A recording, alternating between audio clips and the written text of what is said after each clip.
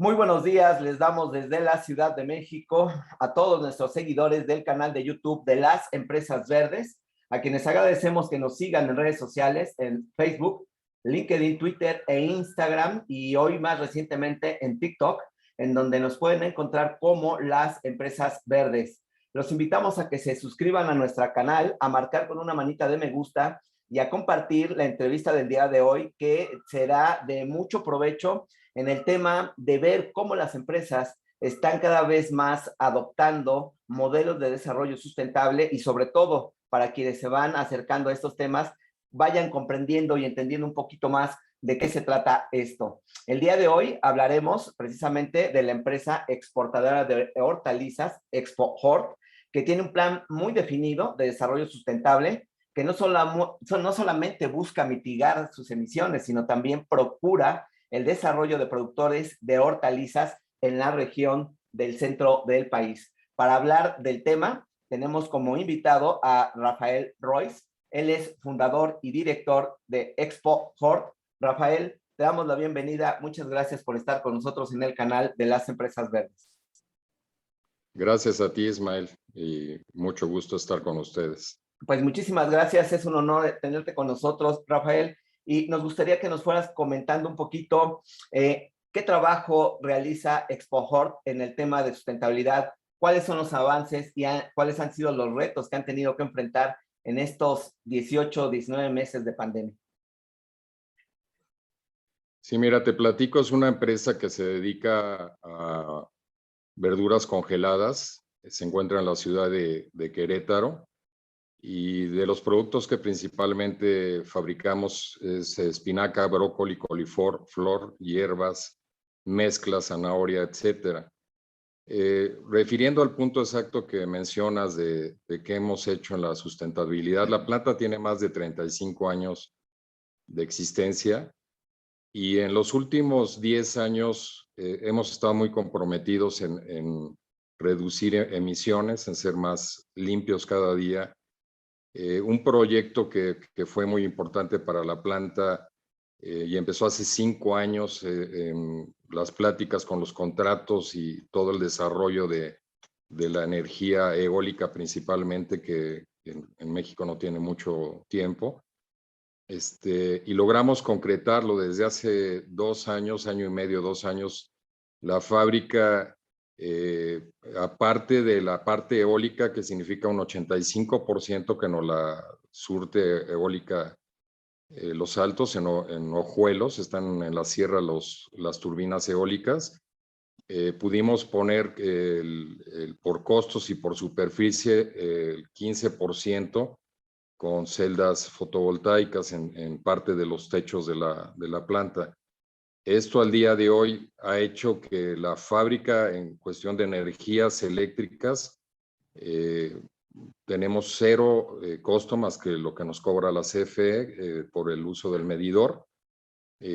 No voy a decir los montos, pero es una compañía que por su giro, que es la congelación, es altamente demandante de energía. Con orgullo, desde hace más de, como comento, hace año y medio, utilizamos 100% de energía renovable. Pues este es un avance muy importante porque no es sencillo. Con los montos que nos dices, están prácticamente consumiendo el total de su energía eléctrica de fuentes renovables, lo cual es un gran logro en un momento en que precisamente a nivel global se va demandando cada vez más que se mitiguen las emisiones directas de CO2 y el consumo de electricidad vía energías fósiles, pues es un jugador importante en esa emisión. Rafael, hay 2 temas importantísimos en el sector en el que ustedes se desempeñan y seguramente la audiencia tendrá mucho interés en escucharte hablar de qué están haciendo en el tema de agua y, en segundo término, en el tema de fertilizantes. Hay por ahí un mito muy importante, pero si quieres, hablamos del agua y después hablamos del tema de fertilizantes. Bueno, la parte del agua la dividiría en 2 secciones. Una, la que es el campo. Todas las hortalizas utilizan muchísima demanda de agua. Nuestros campos ya desde hace muchos años, tendremos 10, 15 años, utilizamos goteo. Son cultivos que por sus costos no pueden ser manejados en invernaderos y la totalidad de las hortalizas que manejamos se maneja vía goteo, que es una de las más eficientes hoy en día para cultivos a cielo abierto. En la parte de la planta siempre tenemos retos porque la producción se maneja cada libra, y hablo en libras porque se vende en Estados Unidos. La mayoría, Canadá y Europa, se manejan en libras, en Europa en kilos, pero tenemos parámetros que estamos midiendo de litros por libra. Originalmente traíamos 16, 18 litros, hará 20 años, ahorita traemos sobre el orden de 1,5 a 4 litros, dependiendo de la hortaliza que producimos, y constantemente estamos tratando de buscar nuevas tecnologías. Cada día se dificulta más en el sentido de que no hay aparatos específicos para reducir en este tipo de industria que es la congelación, tanto el agua. El agua que desechamos de la fábrica es 100% limpia, lo único que tiene es materia orgánica, no utilizamos ningún tipo de químicos en el proceso. Lo que es los lavados, que no es en el proceso, se utilizan químicos totalmente degradables, y el agua que desechamos se utiliza en nuestros campos, se reutiliza al 100%. Esto es bien importante. Déjame ir por partes, Rafael. En principio, el riego por goteo a cielo abierto es una tecnología que se usa, como bien señalas, desde hace varios años. En el caso de ustedes, implementar esta tecnología, más o menos, ¿cuánto les ha permitido al año reducir en consumo de agua, si lo hicieran, vamos a decir, por una medio más tradicional o más coloquial? Pues mira, antes cuando yo empecé en esto manejábamos todo el agua vía canales sin estar encementados. Posteriormente los encementamos, posteriormente entubamos en plástico y era por riego por aspersión, y luego llegamos te puedo hablar que la reducción del agua de usar el riego rodado a por goteo es de un 60, 70 y 80%, depende del cultivo. Claro, y en el caso de la parte ya de la operación de la planta empacadora, sería interesante que nos describieras un poquito a la audiencia para que tenga más idea. Quienes no han podido estar o han tenido la oportunidad de estar en una planta empacadora, pues realmente es un proceso muy largo que está en el tema de lavado, después empaquetado, y ahí hay varios procesos en donde se utiliza el agua, ¿correcto, Rafael? ¿Por qué no nos describes un poquito esa parte para que la audiencia se lo imagine? Sí, los productos llegan a granel. Lo primero que se hace es una selección de que todas sus cualidades, tanto microbianas como físicas, estén correctas. Se mete a la planta. El siguiente proceso es corte, dependiendo. Voy a hablar ahorita de productos más familiares como el brócoli y coliflor. Se secciona como lo ven ustedes en las bolsas en los supermercados. De ahí se pasa a un lavado en tinas en la cual retiramos, es pura agua, pero tienen eyectores de presión para quitarle algunas materias que pudieran tener, algún insecto que pudiera estar pegado. Posteriormente pasa a un cocedor, que lo conocemos como blancher, es un cocedor de agua que va de medir unos 6 metros. Toda esta agua se recircula y cada X horas se tira. Posteriormente pasa a un preenfriador de agua o de aire, pero generalmente los eficientes son de agua. Toda esta agua es la que recuperamos posteriormente en el campo. De ahí, por bandas se meten a unas cajas gigantes que se llaman IQFs. Estoy hablando en el proceso de congelación rápida exclusivamente, tenemos 6 o 7 procesos. Se congela pieza por pieza y llega el producto ya terminado a las cajas o a grandes cajas de 300 kilos para posteriormente embolsarlos en el tipo de mercancía que nos requiere el cliente. Claro. Ahora, en la parte del campo, me parece que es importante poder platicar un poco esta parte, Rafael, si nos lo permites, del tema de los fertilizantes. Hay por ahí muchos temas en cuanto a que hay fertilizantes que son muy dañinos para la tierra y para la productividad de la misma o daña el propio producto que se cosecha. Cuéntanos qué están haciendo ustedes ahí, cómo trabajan esta parte y sé que están cuidando ustedes debidamente la parte de el tema de los fertilizantes. Sí, mira, como dices, hay muchos mitos, algunas cosas son realidades, pero esas realidades cada día van desapareciendo. Si tú haces un uso responsable de los fertilizantes y de los pesticidas, que es igual de importante, los productos llegan totalmente saludables a los consumidores finales. Realmente los fertilizantes, nosotros utilizamos fertilizantes líquidos que se inyectan en las líneas de goteo, los cuales son, dependiendo las características del cultivo de los suelos, nosotros en el campo hacemos las fórmulas, los ingenieros que se dedican a esto en nuestra fábrica, y se inyectan las cantidades necesarias, no hay desperdicio, no hay abuso, no hay contaminación del producto. El producto final lo que aprovecha son tres ingredientes básicos, cuatro diría, microelementos, el fósforo, el potasio y sobre todo el nitrógeno.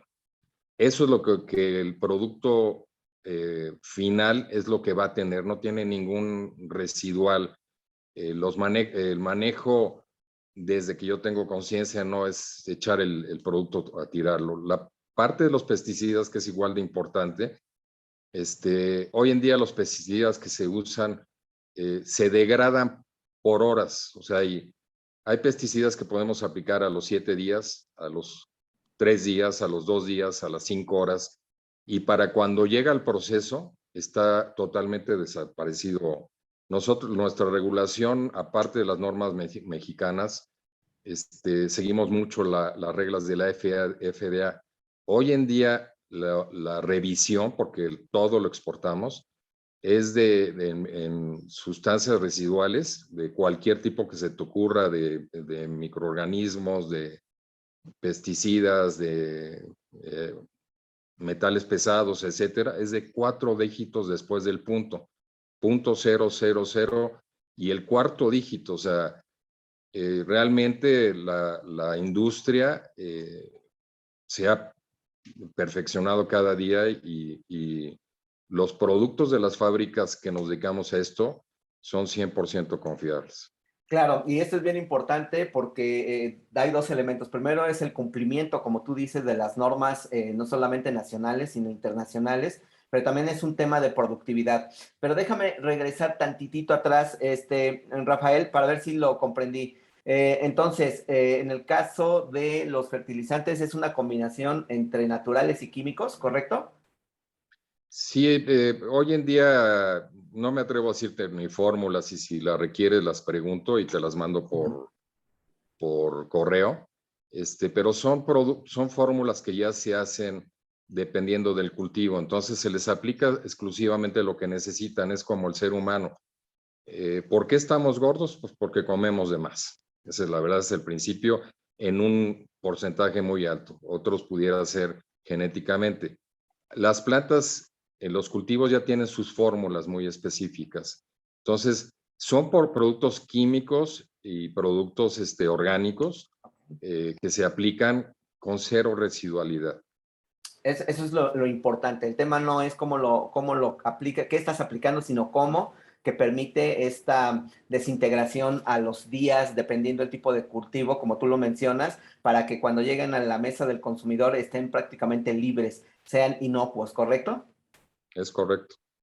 Rafael, ahora vamos a esta parte que me imagino también la audiencia está interesada porque es otra parte de la sustentabilidad. ¿Cómo trabajan con los grupos agrícolas? Entiendo que una parte de la producción es directa de ustedes, pero otra, sácame de la duda, la adquieren en ciertas comunidades. ¿Esto es correcto?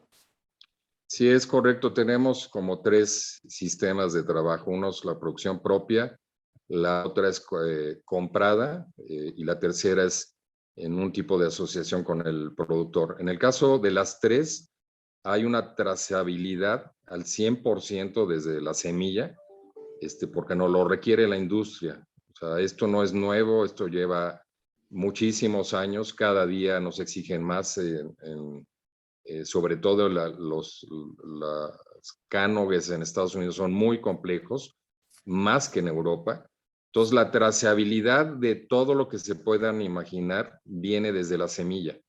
Nosotros, en el caso nuestro, tenemos invernaderos, plantamos la semilla, hacemos la plántula, la plantamos, la cosechamos, la producimos y la vendemos. Lo único que no hacemos, yo dejé de tener distribución en Estados Unidos directa porque no soy eficiente y tenemos compañías que son amigas nuestras desde hace 20 años, son mucho más eficientes que nosotros para poder vender. Pero sí la trazabilidad de agroquímicos, de pesticidas, desde las semillas son tratadas con productos desde el principio que no son dañinos, para que tengan más vigor. No utilizamos productos transgénicos, que es otro mito, aunque es otro tema que yo no soy experto, pero tampoco afecta grandemente a consumo humano, ¿no? Claro. Rafael, esta es una parte, digamos, del apoyo técnico o del conocimiento técnico que ustedes proveen a quienes están trabajando con ustedes como productores, vamos a llamarles independientes, en sociedad con ustedes. ¿Qué otro tipo de apoyos les dan a estos productores? ¿Hay cursos de capacitación? ¿Hay otros tipos de tecnificación? Cuéntanos un poquito qué más están trabajando y no sé más o menos cuántas familias o cuántos trabajadores del campo cubre precisamente el programa bajo el paraguas que lo están trabajando ustedes. Pues mira, siempre hay cursos continuos, sobre todo hay una asociación de congeladoras que por coincidencia hoy presido, de productores de las fábricas importantes de congelados de vegetales, en las cuales hay el grupo de ingenieros tienen a su cargo el manejo y la innovación y la actualización, se llama Coteco, en la cual están investigando día con día plagas, fertilizantes, pesticidas, y nos están proporcionando información. Nosotros se las proporcionamos a los agricultores. Generalmente es en vía supervisión. Les decimos qué hagan y supervisamos qué hacen. Obviamente el agricultor debe tener conocimientos propios para las hortalizas no son tan sencillas como se cree. Entonces tiene que tener conocimientos, pero nosotros para poder darle seguimiento a toda la trazabilidad que platiqué, revisamos que todo lo que pedimos se aplique en los tiempos, se hacen hojas y reportes de cada producto y producción. Entonces, les informamos dónde hay los cursos, pero directamente no los damos, sino a través de la asociación y con la revisión pues estricta de lo que nosotros consumimos. Claro. Ahora, finalmente, Rafael, cuéntanos un poquito cuáles son los volúmenes que exportan anualmente. No es sencillo, ya nos lo platicaste, los estándares son muy altos que hay que cumplir, la competitividad debe ser de primer nivel y tener una empresa exportadora de capital mexicano, 100% mexicano, que esté enviando producto del campo a los Estados Unidos, no es sencillo. Para quienes no conozcan un poco esta parte de la agroindustria, hay muchas empresas transnacionales en México que exportan precisamente lo que se produce aquí, pero mexicanas son muy pocas, así que es un mérito particular el que ustedes han logrado, Rafael. Cuéntanos un poquito cuál es la parte del negocio y más o menos cuánto están exportando anualmente de producto hacia los Estados Unidos. Sí, me voy a regresar un poquito, no te comenté, directamente en la fábrica habrá unos 500 empleados y en los campos otros 500 o 700. Si lo juntáramos en promedio son 1,000 empleados por el promedio de México de 5 personas. Creemos que directamente e indirectamente podemos tener un grupo de gente de 5,000 personas o a las cuales nuestra industria apoya a través de trabajo, como dice, 100% mexicano. Nosotros somos una empresa que no es de las grandes de este ramo. Las grandes de este ramo están exportando 150 millones de libras al año. Nosotros andamos sobre el orden de 25 a 35 millones. Hemos decidido no crecerla más y enfocarnos a productos más especializados como son la espinaca, que no es fácil, y las hojas que no se consumen aquí en México. Es poco conocido el kale. Luego hay otras que se llaman turnips, green leaves y otra serie de cosas que se consumen en Estados Unidos que son tipo espinaca. Entonces son un poquito más demandantes de labor y de cuidado. Al día de hoy exportamos el 95% a Estados Unidos y un 5% a Canadá. Dejamos de exportar a Japón y a Europa un poco por los aranceles y porque estos productos las hojas, si no es el producto de más incidencia en el producto final que tenga defectos, que puede ser una ramita, un insecto, una piedrita. En Japón, por ejemplo, son estrictamente precisos para esas cosas. Es un producto muy difícil de exportar a esos lugares hoy en día. A Europa no, pero lo que producimos todo lo vendemos. O sea, corremos con la suerte de que el consumo es más alto de lo que producimos nosotros. Claro. Por último y finalmente, Rafael, ¿cuáles son los retos o cuál es la importancia precisamente de adoptar medidas o programas de desarrollo sustentable dentro de esta industria? ¿Y cuáles serían, a tu parecer, los principales retos en el tiempo por venir, en un contexto de demasiados impactos globales, ambientales, ya que estamos mirando por todos lados? Pues yo creo que como empresarios no tenemos opción más que seguir trabajando, innovando, mejorando las mejores prácticas. En el caso nuestro, los programas de HACCP, que son controles muy minuciosos. Ahorita el proyecto así a corto plazo que tenemos, lo que pasa es que no se ha dado por la cuestión de los precios del gas. La única fuente contaminante que seguimos teniendo es las calderas, que no es combustible, es un tipo más fino de combustible, pero al final es contaminante.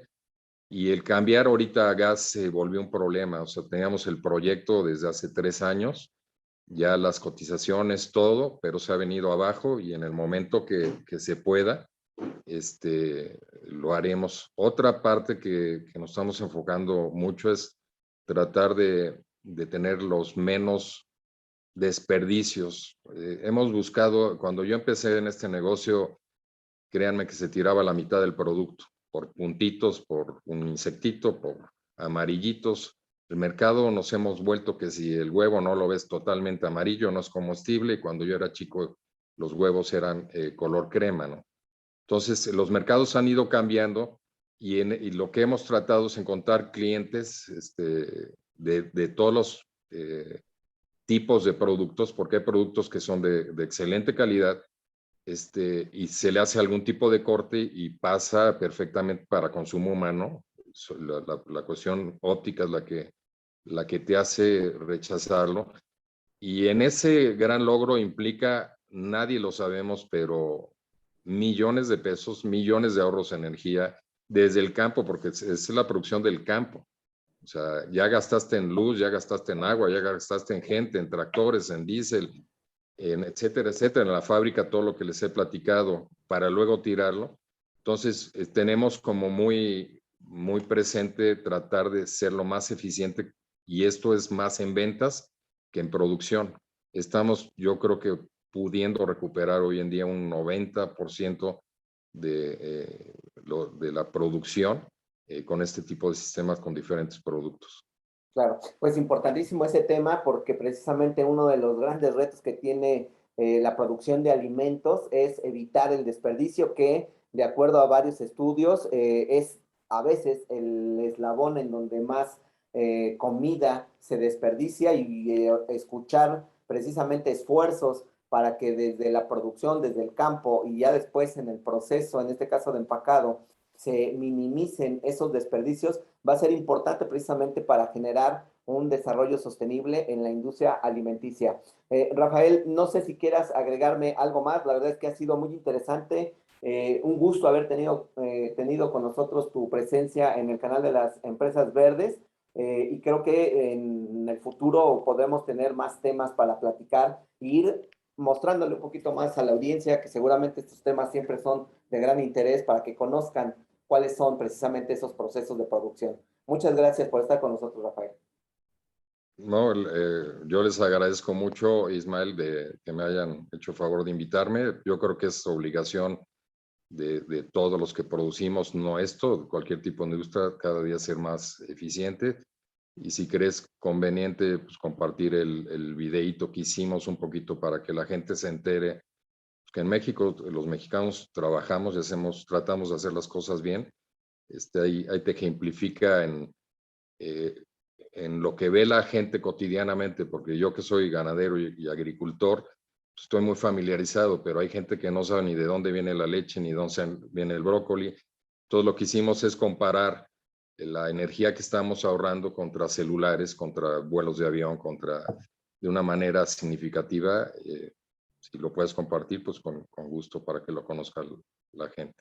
Sí, claro, no, pues por supuesto que sí, Rafael. Creo que hay más temas que podemos platicar más adelante. Para mí será un gusto, como te mencionaba, tenerte nuevamente en este espacio y en el momento que tu agenda y tu tiempo te lo permitan, pues esta es tu casa y los micrófonos están abiertos para ti. Pues mil gracias y mil gracias a tu audiencia también. Muchas gracias, Rafael. Hasta pronto. Hasta luego. Gracias.